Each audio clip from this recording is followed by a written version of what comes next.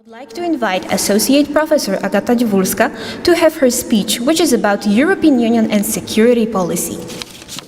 Good afternoon, ladies and gentlemen.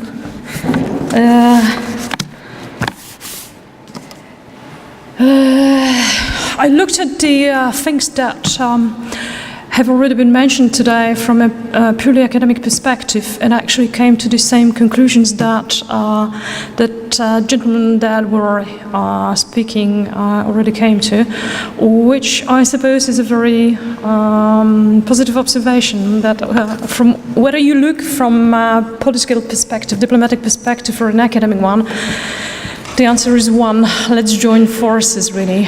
There is no other alternative. We live in very interesting but also difficult times in terms of dynamic of the international relations, times of some fundamental changes within the European Union,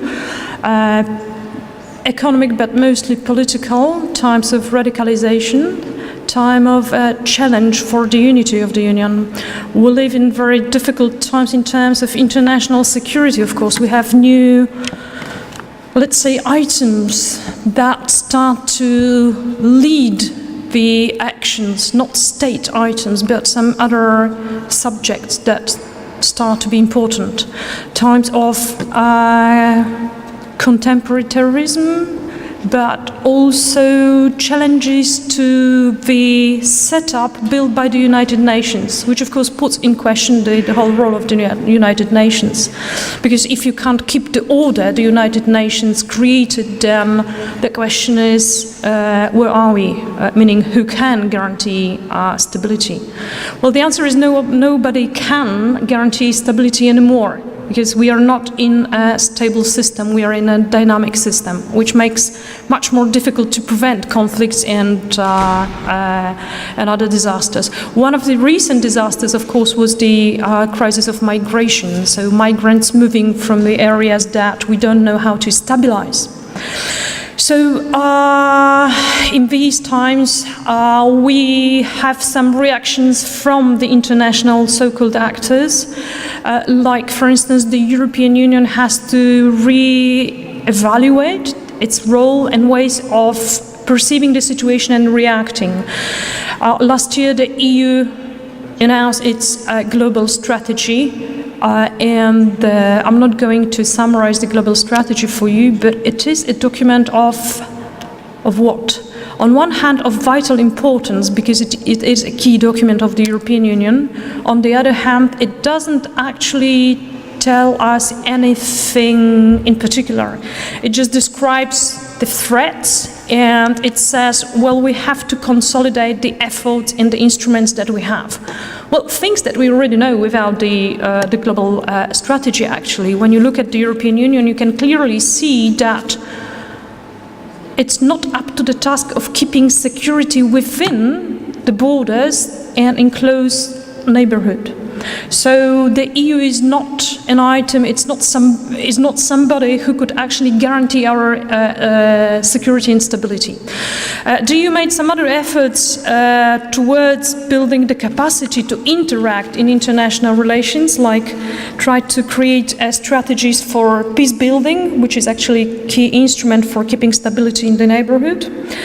It tried to develop a comprehensive approach, which is supposed to be a way of reacting to international threats, but it doesn't work very well, because in comprehensive approach you have to be able to comprehend some things, while the EU doesn't have really instruments to comprehend or join together.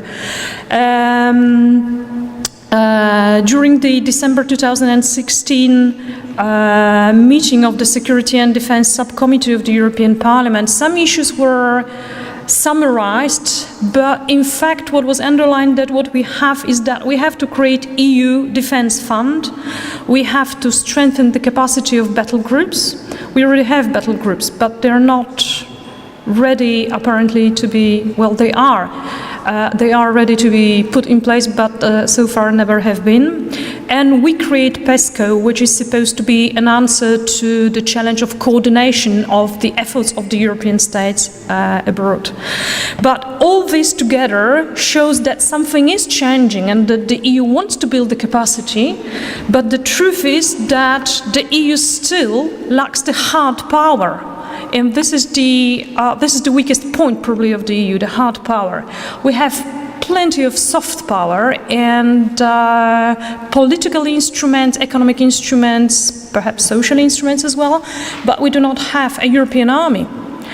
And in times of the stabilization of close neighborhood and further neighborhood, we really need somebody who will form a real power, somebody who will be a strategic security partner for the EU.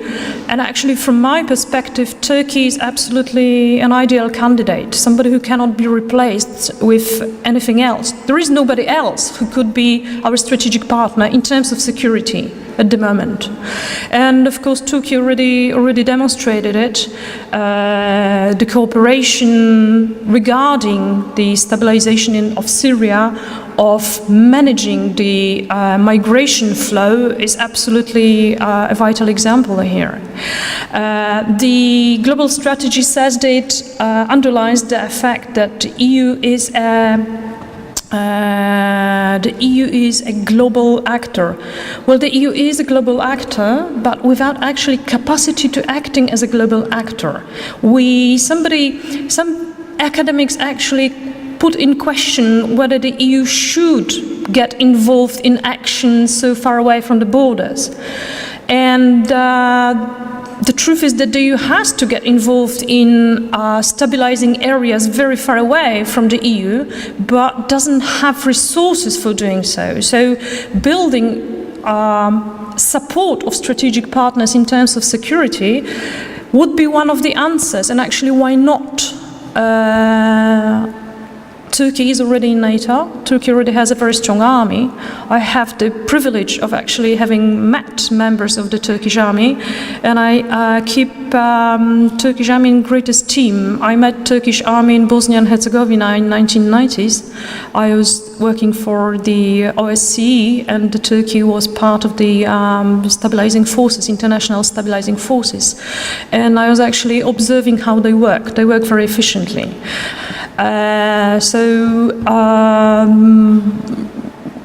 It really, I have a great respect for the efficiency of Turkish army.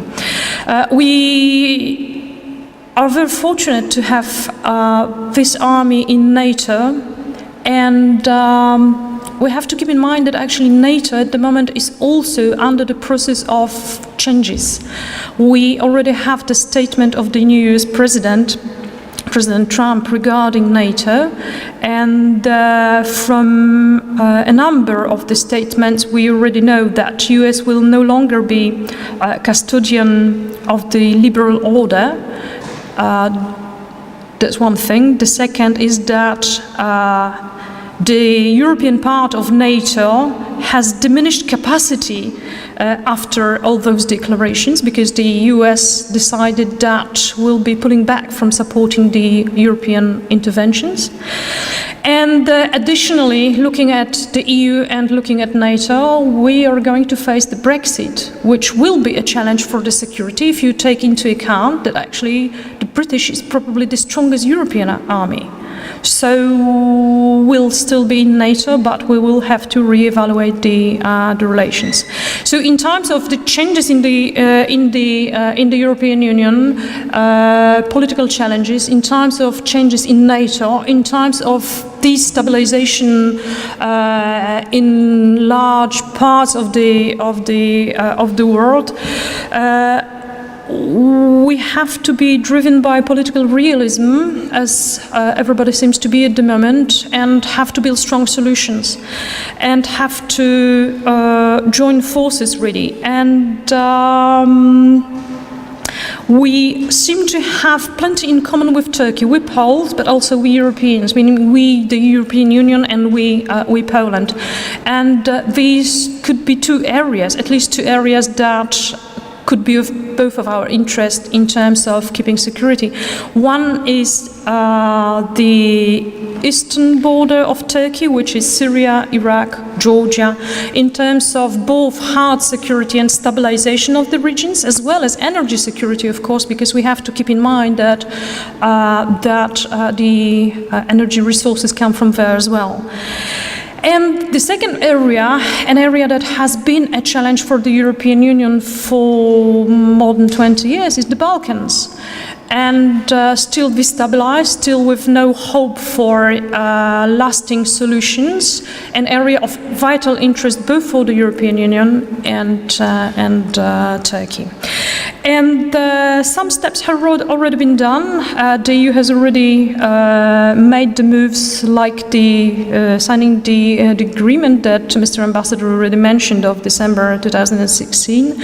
And we in Poland will be great supporters of Turkey's move towards the European Union. If not for other reasons, then certainly from the perspective of the international and our security. Thank you.